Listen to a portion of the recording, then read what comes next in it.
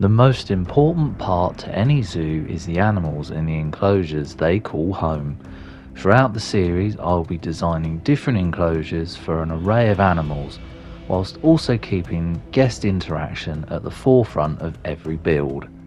Join me each week as I tackle a new enclosure and idea and try and bring it to life within Planet Zoo.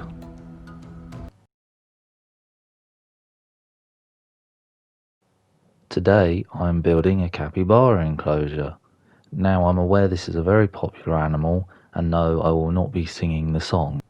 The idea I had for this enclosure was a little different, as I wanted to continue with trying new ideas. So this time I built the animal house away from the enclosure gate and filled the back portion of the habitat with plenty of foliage, whilst not forgetting those all important water features. Here are the facts, and as mentioned, water is a very important requirement in this build. We also have the social structure, and these can be kept in very large groups, but for my enclosure I only had one male and one female in the hope that they will reproduce. To start off the build, I knew I wanted this little fencing, and I was going to keep the enclosure very basic, just this sort of rectangular shape. I later add a chain link fence, obviously to keep the capybaras in. Something I want to mention, and you'll see it a little later on in this build, I add a viewing dome. So this is a new feature that I've included in this series, and I felt that the capybara is a great animal to start with using this tool. Here I am placing the keeper gate, and something I done off camera was the footpaths, because there was no paths at this end of the zoo. I am now messing about with the viewing dome entrance, and this was just to try and get a feel for how it works and where best to place it. I do place it a little off from the enclosure because I didn't want it invading the capybara's space.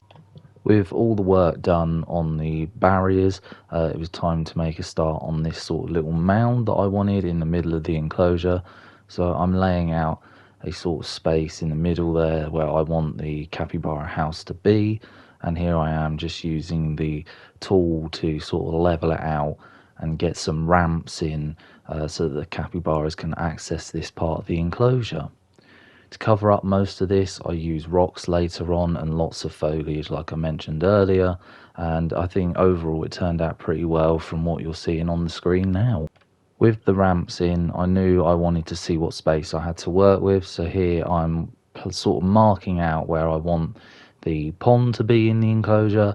This view here is sort of the front view of the enclosure, but I also wanted to remember that I'm placing the viewing dome, and I wanted it to have a sort of sensible placement. Water in, and I was very happy with the space I had to work. Here's that dome that I mentioned. I was sort of umming and ahhing on where to place it, but whilst I was placing that, the capybara was being delivered to the enclosure. So here I am making a start on the house. It was a little too big at first, and I was unsure what to do, and then so I sort of tweak around a little bit with what I've got. But in the end I was really happy with it, and I later found out placing the bedding kind of messed with the mound anyway, so I wasn't too fussed in the end. But this was a nice little build to do, and you know, makes a change from having it attached to sort of the back wall of the enclosure. With the capybara in the enclosure, it was time to place the foliage, and this was quite a challenge, let me tell you.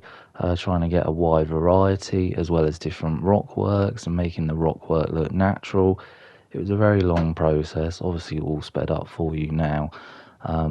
But yeah, I'm really happy with the outcome, and sort of spending that time on working on one big feature instead of working on different bits of theming.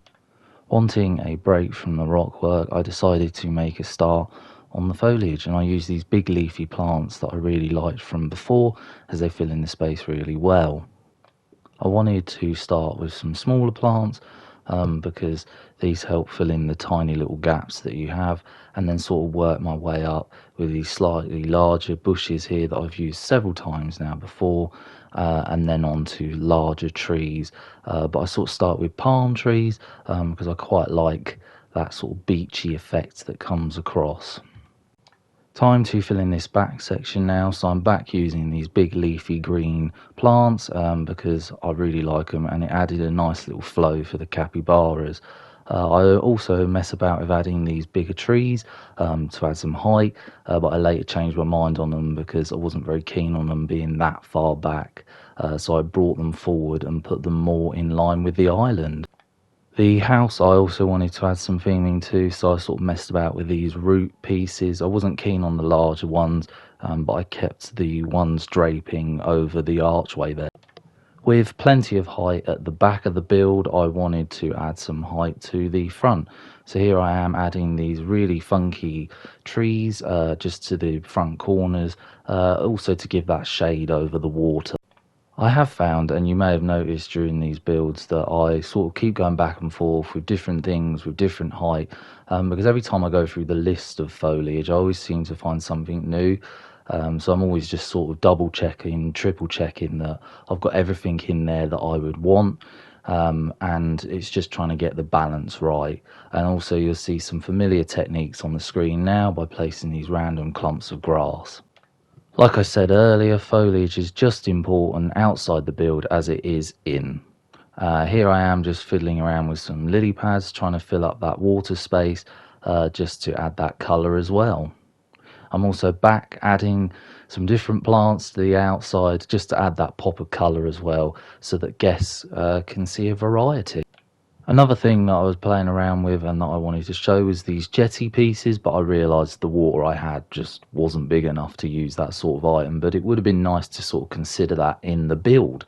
Another thing to sort of finish off was the enrichment pieces. So here I am placing a hot water tap, and it was making sure there was toys in there, and not forgetting the all important food and water and bedding. The last thing to do was theme up this viewing entrance dome. Overall, I'm really pleased with this build, and in a way I kind of made it up as I went along, but overall I'm really happy with it, and I think you can't really tell that I made it up as I went along. So here is the showcase.